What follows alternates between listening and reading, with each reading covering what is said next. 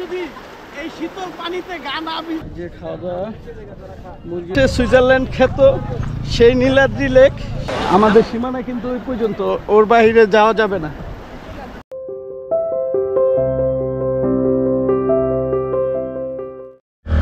আমরা লালঘাট ঝর্ণা দেখে প্রায় 10 মিনিট নৌকাতে পার হয়ে আমরা এখন আবার মোটরসাইকেলে উঠছি। এখন আমরা এখান থেকে লাকমাছড়া দেখার জন্য যাব। লাকমাছড়া এখান থেকে যাওয়ার জন্য 5 মিনিট সময় লাগবে। 5 মিনিটের ভিতরে আমরা পৌঁছে যাবো লাকমাছড়া। চলুন না, আমরা 5 মিনিট মোটরসাইকেলে করে চলে আসছি লাকমাছড়া ঝর্ণাতে। মোটরসাইকেলটা ঠিক ওই জায়গাটাতে রাখা আছে। এখন আমরা লাকমাছড়াতে চলে এসেছি। লাকমাছড়াতে কিছুক্ষণ সময় দিব, সময় দিয়ে তারপর আবার আমরা টেকের ঘাটে চলে যাব। তো লাকমাছড়ার ভিউটা যদি আমি দেখাই, এই পাশ থেকে দেখানো শুরু করি। দেখুন,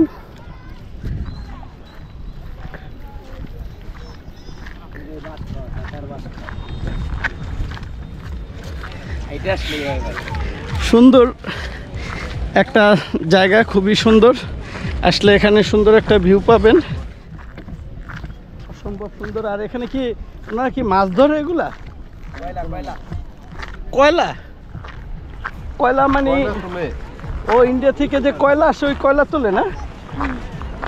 ও বুঝতে পারছি। তা এই যে কয়লা তুলতেছে এই জায়গাটাতে তারা জাল দিয়ে, তো আমি তো মনে করেছিলাম যে মাছ ধরে, এখন দেখি না কয়লা তুলতেছে।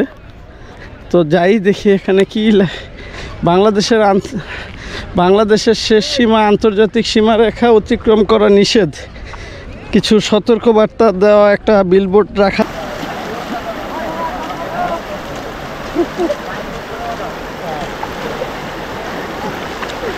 এখানে আসলে আপনি যদি এই শীতল পানিতে গা না ভিজান তাহলে অবশ্যই আপনার একটা আফসোস থেকে যাবে যে ওখানে গেলাম আর এই শীতল পানিতে গা ভিজাইতে পারলাম না।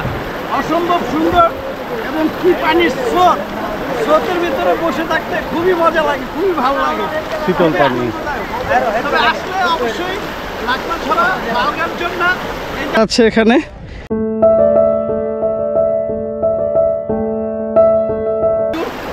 এবং এখানে কাজকর্ম করে এখানে চলুন সামনের দিকে যাই, দেখাই। ডুব দেন একদম পানি।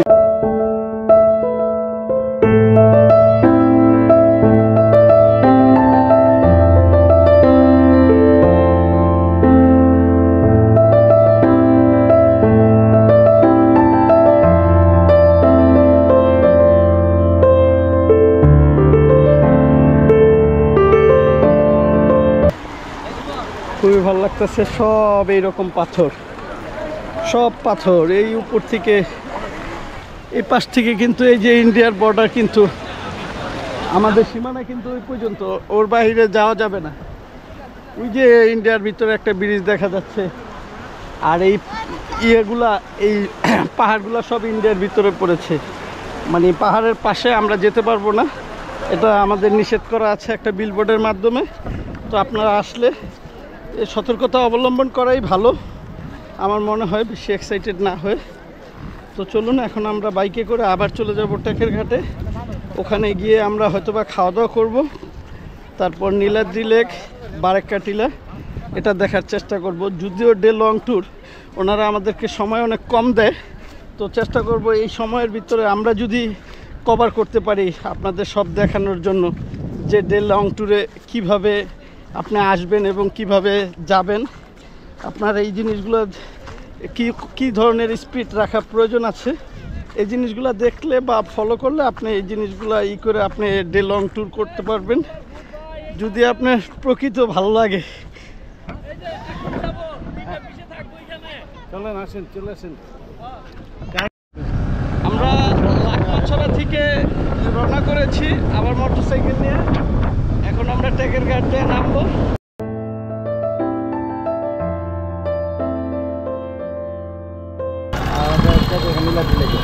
আমরা সরাসরি লাকমাছড়া থেকে মোটরসাইকেলে আমরা সরাসরি নীলাদ্রি লেকে চলে আসছি। টেকের ঘাটে না গিয়ে, টেকের ঘাটটা হচ্ছে ঠিক এই যে পাঁচটা টেকের ঘাট, ওই যে ইগুলো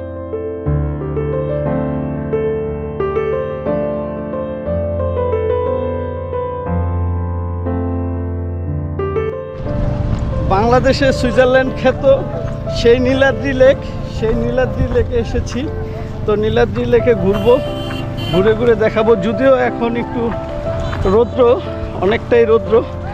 তো রৌদ্র হলেও আমরা ডে লং ট্যুরে এসেছি, তো এই রৌদ্রের ভিতরেই আমাদের ঘুরতে হবে। তো আমি চাচ্ছি যে যতটুকু পারা যায় ঘুরে ঘুরে আপনাদের দেখানোর জন্য। এই হচ্ছে বাংলার সুইজারল্যান্ড খ্যাত নীলাদ্রি লেক। আজকে শুক্রবার, পর্যটক অনেক। হচ্ছে ভারতের পাহাড়, ঠিক তার পাশেই লেকটি। পাহাড়ে ওঠানামা, এখানটায় বোটের ব্যবস্থা আছে, কায়াকিংয়ের ব্যবস্থা আছে, অনেক কিছুরই ব্যবস্থা আছে এখানে। আপনি যদি আসেন এখানে আপনি এই জিনিসগুলো করতে পারবেন। এটা সাধারণত একটা লেক, এই লেকের ভিতরে পানিটা স্বচ্ছ এবং লেকটা পাহাড়ের মাঝখানে হওয়াতে খুবই সুন্দর লাগে। তো আমি আরেকটু করি, দেখাই।